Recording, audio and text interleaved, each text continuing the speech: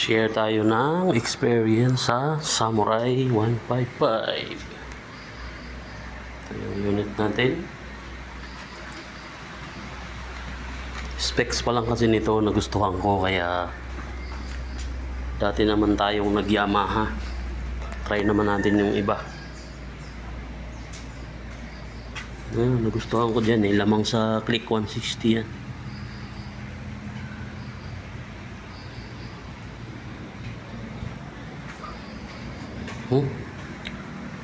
Tingnan natin yung ating Odo.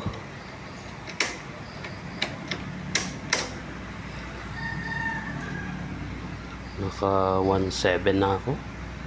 Parang ano na to 3 months mahigit. Naka dalawang change oil na ako dyan. First ko ay 300 kasi yung nakalagay sa manual, and then 1,000. Tapos naglinis na rin ako ng CVT nung nag 700 siya. Tsaka syempre yung gear oil natin nagpalit na tayo. Lagayan na malalim, may charging port, magana naman yan. Try ko na rin yan, na long ride ko na rin pala ito. Nakaabot ako ng bituang manok from Antipolo, so wala naman siyang aberya.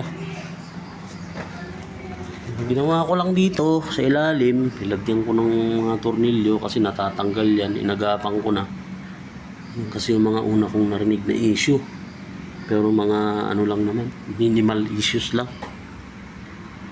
Tinakpang ko sa gilid para hindi pumunta doon yung tubig pag malakas ulan kasi namamatay daw. Hindi pa naman ako naka-experience. Pinaliguan ko na, hindi pa rin naman. Okay, goods na goods. Tinakpan lang natin itong shocks nya kasi para malinis. So yung issue na sa may tangke, ang ginawa natin dito ay nilagyan lang natin ng interior ng pike.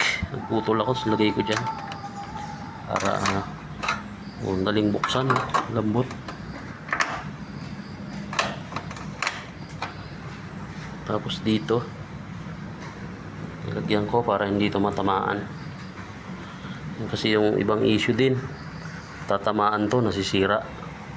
Siyempre dinagdagan ko rin dito ng rubber para kumalang siya dyan, hindi siya masisira.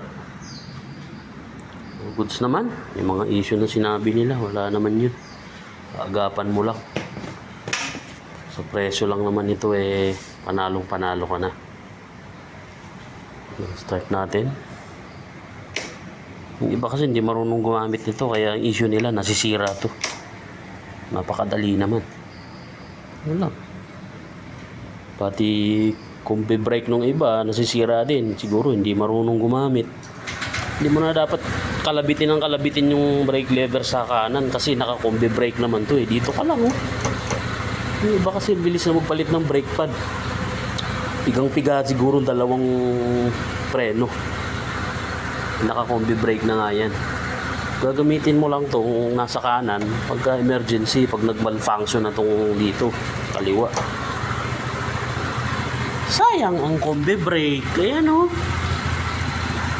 okay na yan. Isa lang gagamitin nyo. Pindot. Tapos yung iba gusto naman lagyan pa ng lock dito. Naka-hydraulic nga yan. Bawal nga yan lagyan ng lock. Hindi naman yan parang yung ibang motor na hindi naka-disc brake yung likod. Nilalagyan ng lock. Hindi kailangan lagyan yan. Naka-design talaga ng ganyan yan. Yung goods naman. Ilaw niya. Kahit naulanan na ako ng malakas dyan, hindi naman nagloko.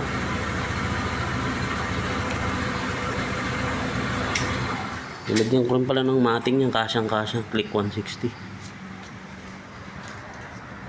Sabi nila kasya daw lahat ng pang Click 125 tsaka 150 dyan pang gilid. Pero goods naman yan.